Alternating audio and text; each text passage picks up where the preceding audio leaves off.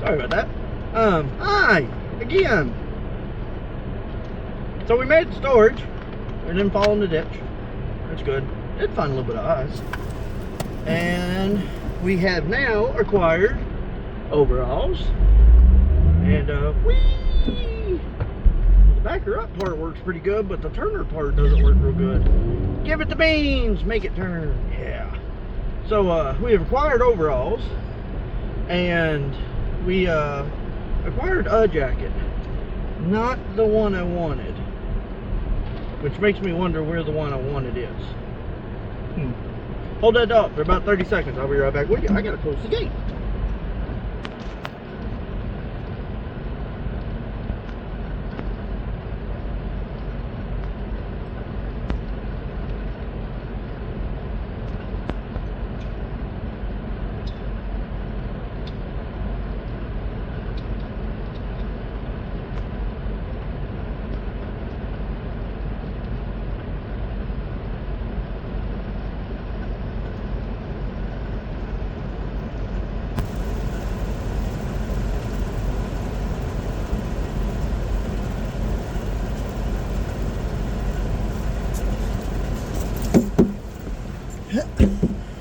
Like being up north again, gotta give my feet the old Tootsie Tap to get the white oh fuck me, white stuff off of them. Anyways, so yeah, we acquired overalls, we acquired a jacket. Whee!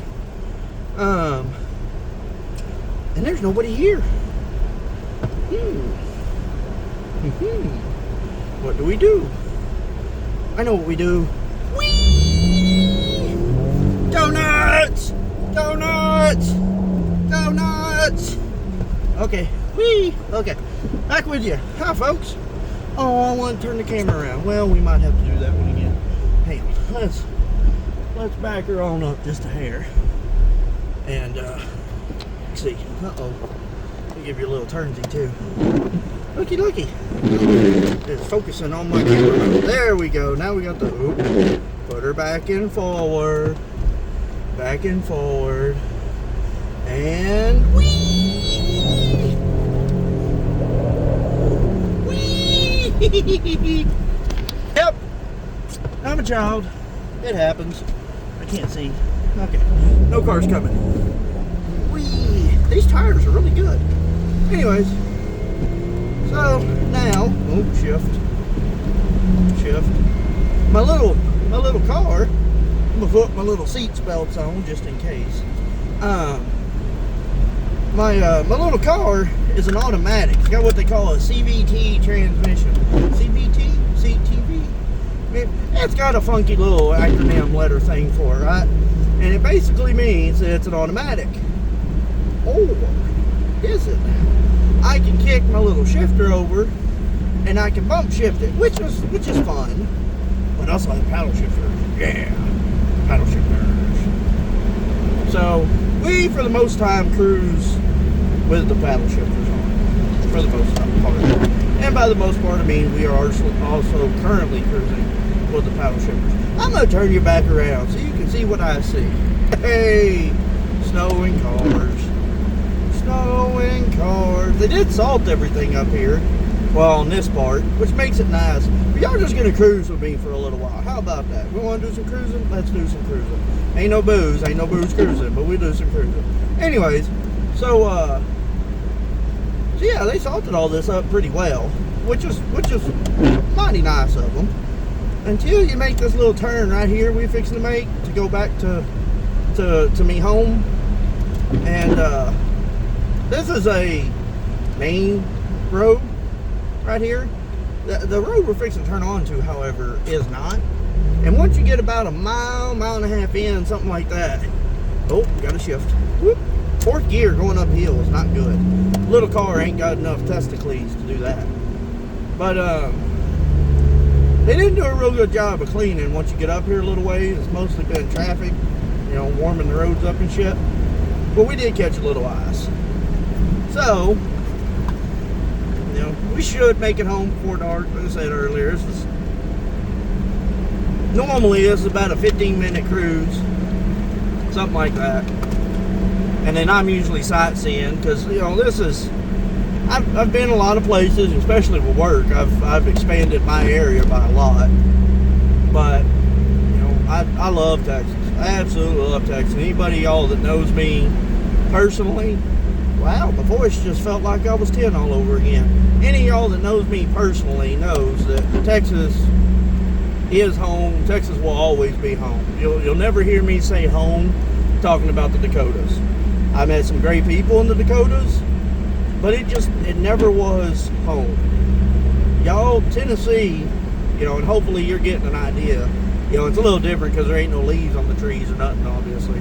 But with all the hillsides and the mountains and everything, this is one of the prettiest places I've ever been in my life.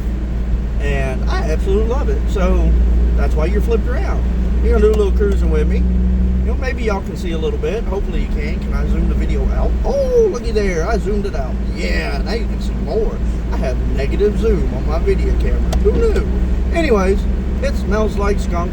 Somebody happy Le Pew.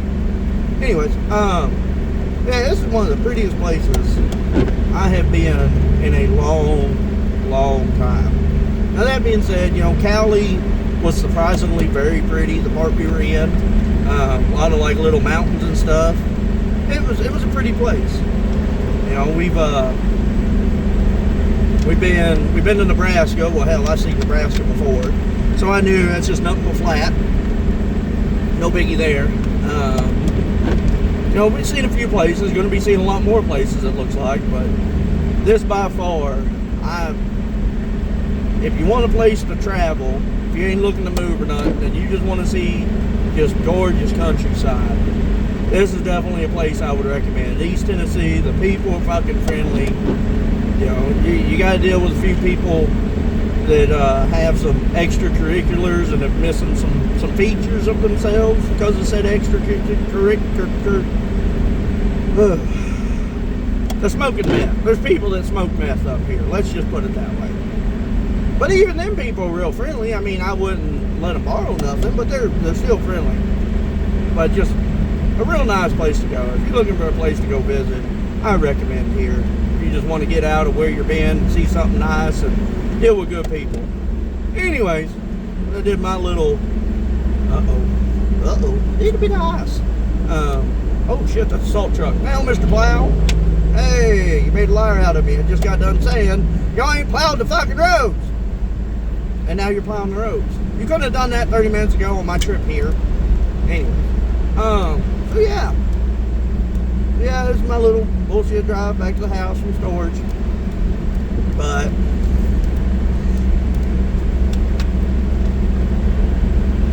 yeah, I don't know, I haven't talked to many of y'all in a while, other than my fat little buddy, Alex Walter, which I will be tagging in this. Love you, fat little buddy. I'm thinking about, well, I'm not thinking about, I want a place to settle, right? And, you know, the trip, moving to North Carolina, that was the beginning. I had a good, what I thought was a good job opportunity, and, you know, I rolled some money, and it was good overall. But it kind of like I was saying earlier, it never felt like home. It was a nice area. It was nice people, but it didn't feel like home. From the day I crossed over the mountain into Tennessee, this place has felt like home. From the hit. You know, I had a fucked up living situation when I moved in and got screwed out of one campground that I had given money to and everything was set up for. And then found another one last minute and pulled up to it. It was not a place I wanted to be at. So I ended up having to spend a week at a different one paying day rates. And those people were super friendly. That's, if y'all remember, I posted a picture with Luke, the big fat moron, and in front of a lake. And that's where it was at that first campground. Those people were super friendly, great place to stay. Prices were expensive, but that's what happens when you have to pay daily rates. Now I got my campground I'm at now, and actually just got to move to a new spot here about 2 weeks ago or so. I went from a normal 50 amp spot, 50 amp breaker for my travel trailer, and moved into a different spot that only supports 30 amp, but I run so little stuff, with it being just me and the dummy, that it's fine. But the spot's like 3 times the fucking size, which makes everything better. The race car can come over to the house and be at the house. I won't have to pay storage. You know, it's just all around, it's a better area. Better, same campground, just moved a few spots away. But better, I can put my fence up so Luke can go outside and do dumb Luke things and all that shit. But like I said, I've been this has felt like home from the get-go. So that being said, the house, thank the Lord, is finally almost done. Now I got screwed over by the first, for those of y'all that know, some of y'all do, I got screwed over by the first quote-unquote contractor real bad, and they ended up squatting in the house for about 6 weeks and trashed the house, completely trashed the house. Ended up getting somebody I knew to come in and finish the work that they were supposed to finish and clean up and fix all the damages. So we're like, I think 6 months into repairs right now. So I've been nickel and diming things, you know. I'm rolling some money, but it's rolling right back into fixing the house and paying the house mortgage and all that shit in South Dakota. But it's finally, they've been doing their job and getting everything done, and been working with the realtor and making sure everything's up to snuff. If y'all need a realtor, and you're still listening, you may not even be listening for all I know. Kim Heupel is by far, well, it's not Heupel, it's Cassinger or something. I can't pronounce her name. I still call her Kim Heupel. Kim Heupel with North Realty in Aberdeen is by far the best realtor there is. I bought my house through her. I'm selling my house through her. There is nobody better. But everything's getting done. So the reason behind this, once the house is done, which I've got my fingers crossed that it'll be done by the end of the month and be listed. That's where my hope is right now. We're that close to being done finally, after a lot of time and a lot of damn money. Once the house sells, I'm enjoying Tennessee enough, just on a personal level, that I've got my eye on some property up here. I found 98 and some change acres, like 98.2 acres or something like that,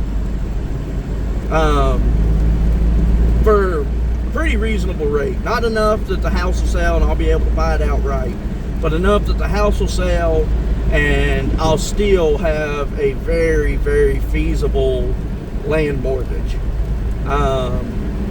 It's unfinished, so no water, no electric, nothing like that. But those of y'all that know that my whole plan or reason for selling the house and living the way I do now is that I now live permanently out of the travel trailer. I want to take and do a shed build and build like a 14 by 40 shed into what I want. I'll have my room.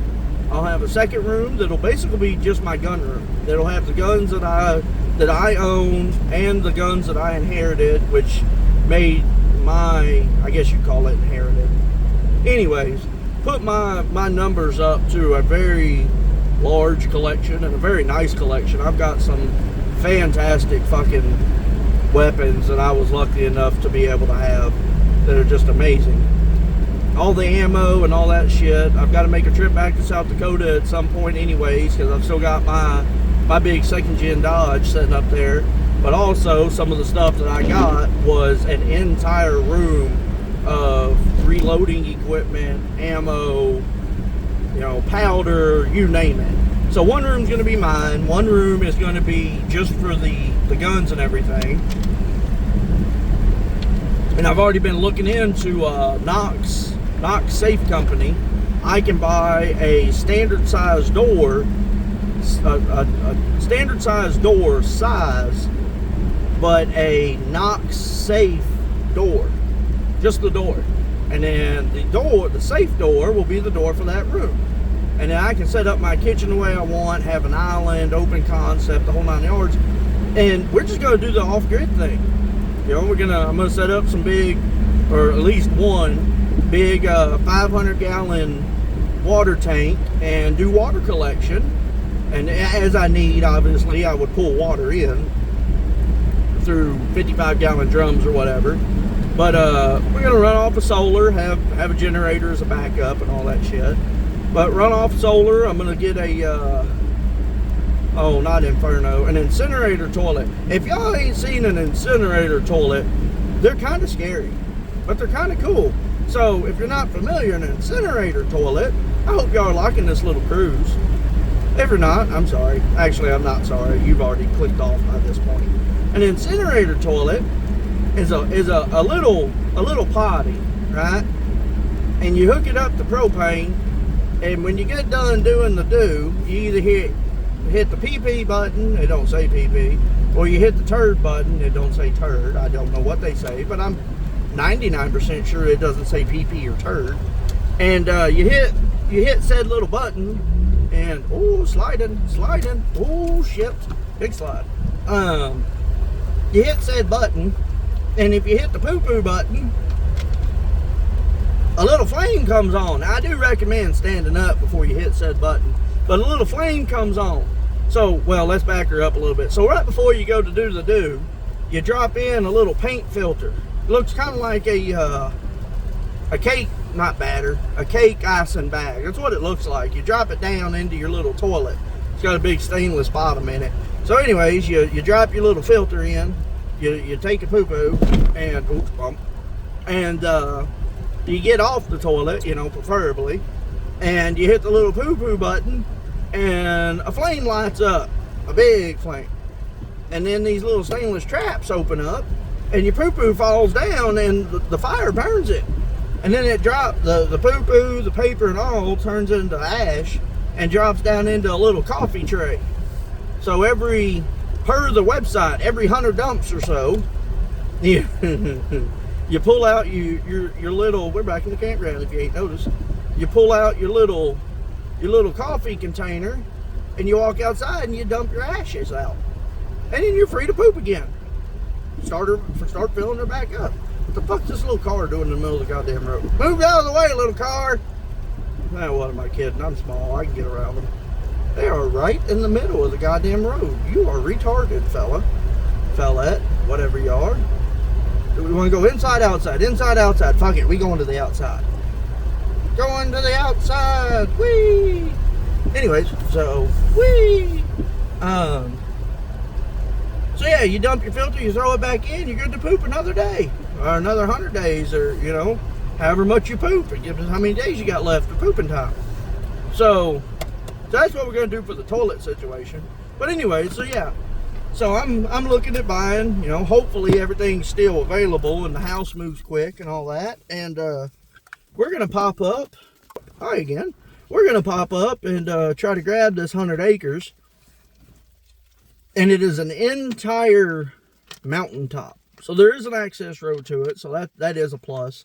There's only one cleared spot right now. The fella that owns it, older guy, has a little deer camp that he runs off of a windmill. And that's the only facility on it right now. But you can only get within about 2 miles of that. And then you got to have something four-wheel drive capable to get up to that area. So we'd have to do a little maintenance, you know. Preferably clears off a little flatland. But if I'm reading the dimensions of this right, edge to edge is about 1,400 yards. That's almost a mile. Angle to angle, sorry. Angle to angle is about 1,400 yards, which is about a mile, give or take. I see a mile is 1,760. So we're 300 yards short of a mile. Close enough. Big ass piece of property covered in fucking woods. Covered in woods. Deer, just game in general, all over the place. So that'll be fun, because then I can shoot, I can pee, I can do whatever I want outside. If I want to do some 1,000-yard long distance shooting just to do it, I can do it. I'm surrounded by what's called TVA land, which is like Tennessee government owned property. So no chance of neighbors, it'd be just me. And I'll still only be like an hour from home. So hopefully I can make that work. I'll have enough, should have enough to put down a really nice down payment. It's just whether or not I can get approved for the remainder. So, hopefully. Anyways, so yeah, y'all got to listen to me banter for a few minutes and learn about my fancy incinerator potty. And hopefully you enjoyed the little cruise home and the views. Yeah. Be seeing you. Bye-bye.